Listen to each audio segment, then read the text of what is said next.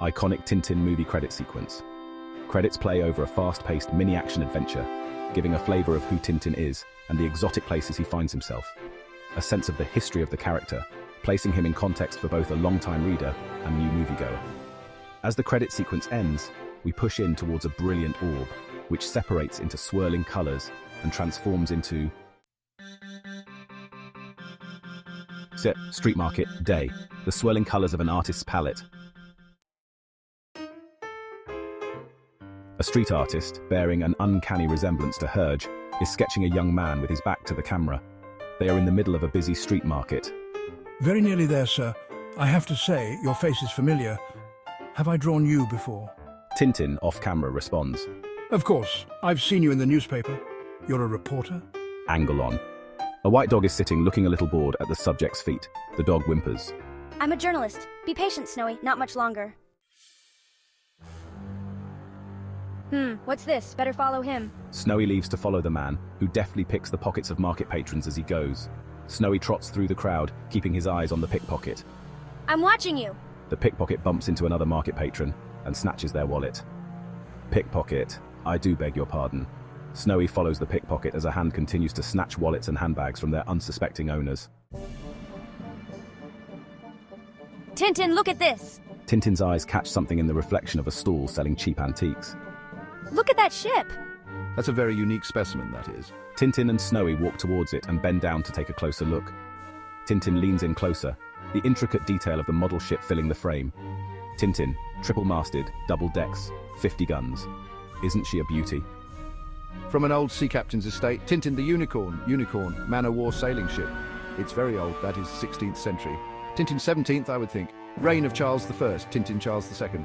That's what I said, Charles II. As fine a ship as ever sailed the seven seas.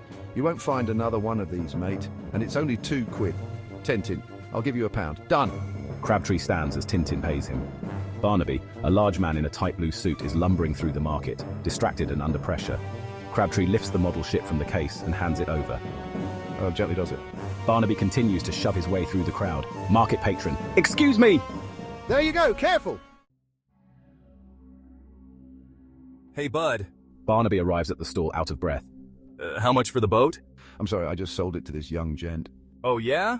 Tell me what you paid and I'll give you double. Double, Tintin, thanks, but it's not for sale. Look, kid, I'm trying to help you out. I don't think you realize this, but you're about to walk into a whole mess of danger. Tintin, what kind of danger? Barnaby's expression changes to a look of alarm. I'm warning you. Get rid of the boat and get out while you still can. These people do not play nice. Barnaby moves back into the crowd. It's just wonderful.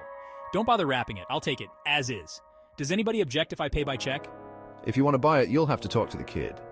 I see. Well, let the kid name his price.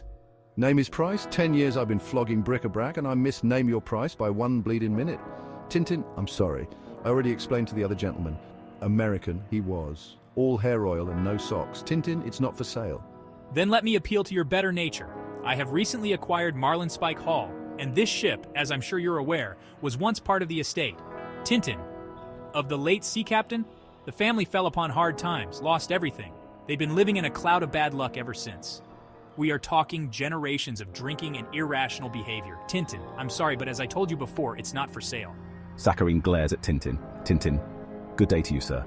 Tintin tucks the model ship under his arm, nods politely, and leaves. Snowy cocks his snout indignantly and follows.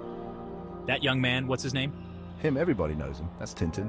Close on Saccharine as the camera closes in on his inscrutable face.